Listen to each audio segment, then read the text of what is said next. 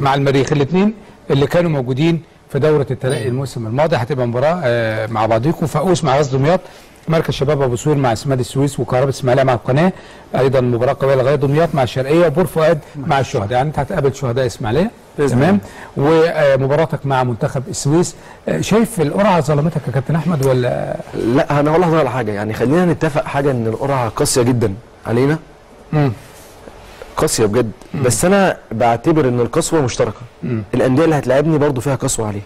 يعني انا واثق جدا في لعيبتي وفي الجهاز الفني، انا عندي جدول صعب بس برضو صعب على المنافس. اتعادلتوا مع بعض في الترقي مع اتعادلنا مع منتخب السويس، وبصراحه خليني اهني مجلس اداره منتخب السويس على اللي عملوه السنه اللي فاتت، وهم كانوا الاقدر والاحق بالصعود للدوري الممتاز. كانوا احسن فرقه في كل الجوانب بصراحه، يعني كلمه حق. انا بشهد بذلك. الكوره عندهم، بس الكوره عندهم، لان النصر يستحق الصعود، لانه بقى له 4 سنوات.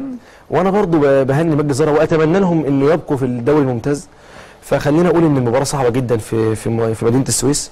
ماتش على ملعبهم، صعب عليا وصعب عليهم.